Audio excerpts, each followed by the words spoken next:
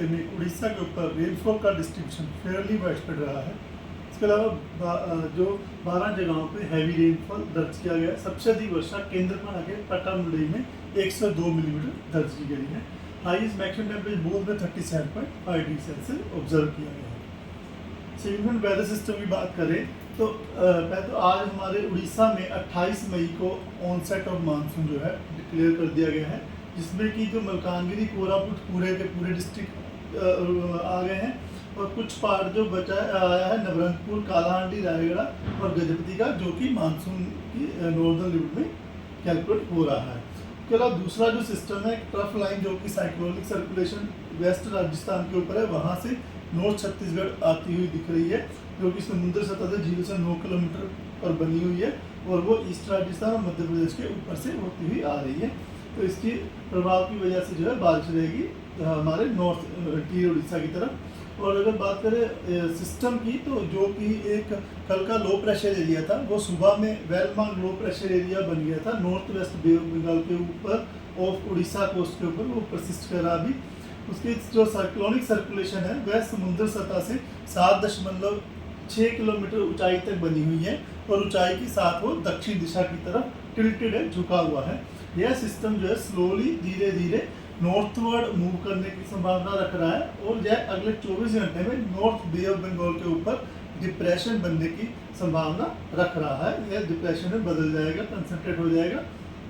इस सिस्टम के प्रभाव की वजह से आने वाले 3 दिन के लिए वार्निंग दी गई है। डे 1 की बात करें तो हमारा south Orissa, north coastal Orissa, वहाँ पे वाइडस्प्रेड रेनफॉल का डिस्ट्रीब्यूशन रह सकता है और इंटीरियर नॉर्थ इंटीरियर में फेयरली वाइडस्प्रेड डिस्ट्रीब्यूशन रह सकता है। वार्निंग में बात करें तो आइसोलेटेड प्लेस में थंडरस्टॉर्म, लाइटनिंग और जो गस्टी सर्विस विंड है जो 30 से 40 kmph 30 से 50 kmph के बीच में तो चलेगी, वो लगभग सारे उड़ीसा में चलने की संभावना रह रही है हर डिस्ट्रिक्ट में।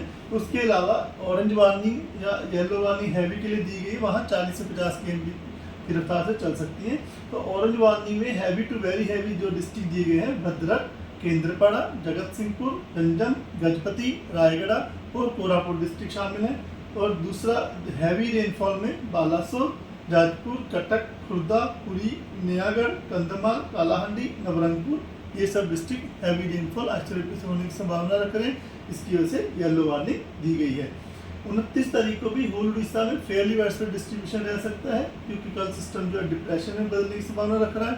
तो और हम लोग एक्सपेक्ट कर रहे हैं लगभग येलो वार्निंग तो ज़्यादातर स्थानों पे रहेगी।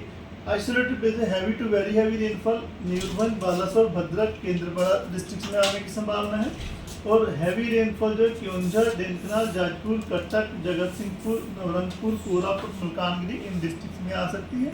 इसके साथ साथ थंडरस्टॉर्म, लाइटनिंग और isolated gusty service wind speed जो है 30 से 50 किलोमीटर प्रति घंटे की रफ्तार से चलने की संभावना है।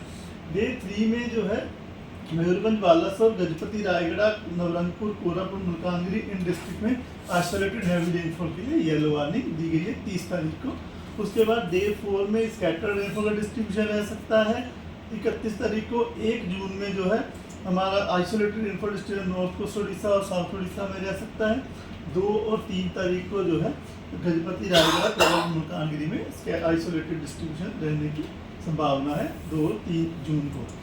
टेम्परेचर फोरकास्ट की बात करें तो टेम्परेचर फोरकास्ट में अगले 6-7 दिन में ज़्यादा बदलाव नहीं देखा जा सकने की संभावना है। फिशरमैन वार्निंग में जैसा कि सिस्टम अभी कंसंट्रेट हो रहा है डिप्रेशन जोन में, तो अभी हम लोग उम्मीद रख रहे हैं कि स्वेली वेदर रहने की संभावना है, जहाँ 40 से 50 किलोमीटर प्रति घंटा गस्टिंग टू 60 किलोमीटर प्रति घंटा की रफ्तार से आज 28 तारीख को हवाएं चल सकती है। बाद में कल यानी 29 तारीख को ये जो ग्रेजुअली धीरे धीरे ये स्पीड बढ़ सकती है और 45 to 55 kmph gusting to 65 kmph रहने की संभावना है। उसके बाद जो विंड स्पीड है धीरे धीरे कम हो सकती है। 30 मई को 40 से 50 किलोमीटर प्रति घंटा गस्टिंग टू 60 किलोमीटर प्रति घंटा। जो ये रीजन जो है इसका सेंट्रल बे ऑफ बंगाल और adjoining north bay of Bengal है और along and off Odisha coast के ऊपर जो सी कंडीशन है रफ से वेरी रफ रह सकती है। फिशरमैन को एडवाइस दी जाती है कि deep sea along and off Odisha coast 30 तारीख तक जो है अपनी जो वेंचर ना करें, ना जाए उसके अंदर, अपनी सावधानी रखें। पोर्ट पे भी जो हमारे चारों पोर्ट्स हैं वहाँ चारों पोर्ट्स के ऊपर LC3 सिग्नल हम लोगों ने पोस्ट कर दिया है तो वो पोर्ट भी अपने सावधानी जो अपने शिप ऑपरेशन है रेगुलेट करें। धन्यवाद।